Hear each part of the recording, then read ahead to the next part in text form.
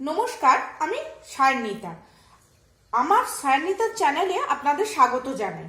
বড়দের প্রণাম ও ছোটদের আমার ভালোবাসা জানিয়ে এই রেসিপিটা আমি স্টার্ট করছি। এই রেসিপিটির নাম হলো টেস্টি ব্যাচেলার চিকেন। এই চিকেনটা সবার কথা মাথায় রেখে এই চিকেনের রেসিপিটি আমি বানাবো। প্রথমে আমি এতে একটু পেঁয়াজ কুচি,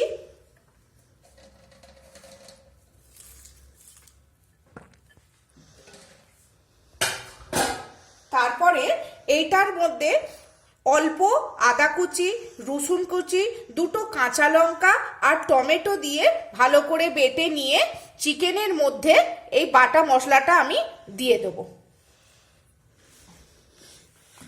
দিয়ে তারপরে ওর মধ্যে একটু নুন,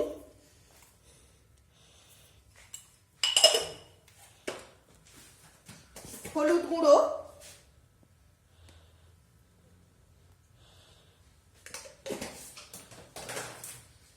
অল্প কাশ্মীরি লঙ্কা গুঁড়ো, যেহেতু কাঁচা লঙ্কা দিয়েছি একটু কালারের জন্য অল্প কাশ্মীরি লঙ্কা গুঁড়ো দিচ্ছি, আর অল্প সর্ষের তেল দিয়ে ভালো করে ম্যারিনেশন করে নেব। এই চিকেনটা যেসব ছেলে মেয়েরা বা দিদি দাদারা চাকরির সূত্রে বাইরে বা কলেজে থেকে এসে কি করবে একটু চিকেন কিনে নিয়ে এসে সেই তাদের কথা মাথায় রেখে এই চিকেন রেসিপিটি আমি বানাচ্ছি। কারণ এই চিকেনটা খুব তাড়াতাড়ি অল্প সময় হয়ে যায়, পেঁয়াজ আদা রসুন আলাদাভাবে কষতে হয় না, সেই জন্য আমি সব কিছু একসঙ্গে ম্যারিনেশন করে নিয়ে 10 মিনিটের জন্য আমি এই ম্যারিনেশনটা রেস্ট হতে দেব। তারপরে আমি 10 মিনিট পর ফিরে আসছি এই রেসিপিটা নিয়ে। 10 মিনিট পর ম্যারিনেশনের পর আবার ফিরে এলাম।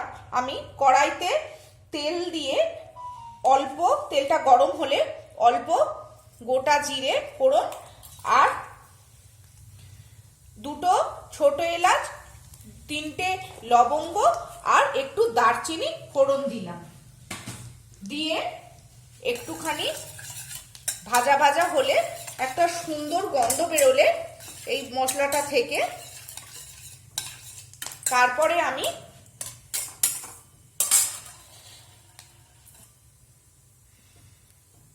আলু দেবো। আলুটা অপশনাল, আপনারা দিতেও পারেন নাও দিতে পারেন। আলুটা দিয়ে আমি 5 মিনিট একটু কষে নেব, ভাজা ভাজা করে নেব।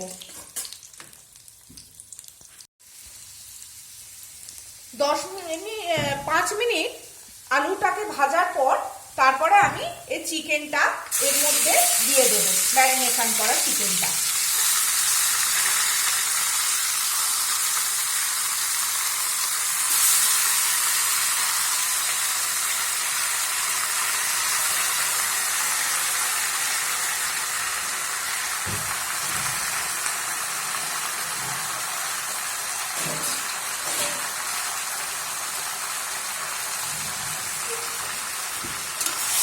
ভালো করে নেড়ে নেবো। এই চিকেনটা করতে বেশি টাইম লাগে না, 15 থেকে 20 মিনিটের মতো এই চিকেনটা হতে টাইম লাগে।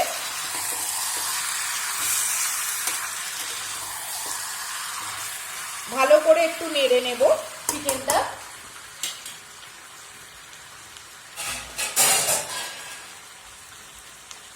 ভালো করে চিকেনটা নেড়ে নিয়ে তারপরে আমি 10 মিনিটের মতো মিডিয়াম আঁচে চাপা দিয়ে রান্না হতে দেবো। 10 মিনিট পর আবার ফিরে আসছি, দেখলাম কতটা হয়েছে। একটু ভালো করে নেড়ে চেড়ে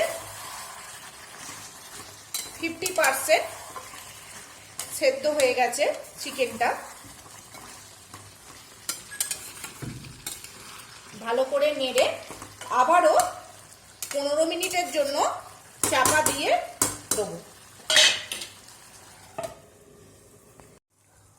15 মিনিট পর আমি আবার ফিরে আসছি।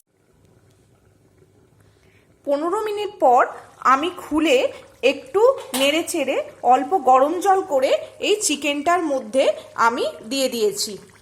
অল্পই জল দিয়েছি, বেশি জল দিই না, কারণ আমার 80% চিকেন ভালো মতো কষা হয়ে গেছে। আমি গরম জল দিয়ে আবার 5 মিনিটের জন্য আমি চাপা দিয়ে দেব। 5 মিনিট পর আমি ফিরব। 5 মিনিট পর খুলে দেখছি, হ্যাঁ আমাদের চিকেনটা অলমোস্ট রেডি হয়ে গেছে। এতে একটু চিকেন মশলা,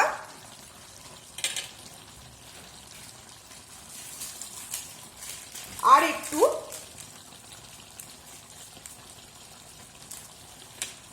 গোলমরিচ গুঁড়ো, আপনারা দিতেও পারেন নাও দিতে পারেন গোলমরিচটা, সেটা আপনাদের পছন্দ। দিয়ে ভালো করে নেড়ে চেড়ে আরো 1 মিনিট কষে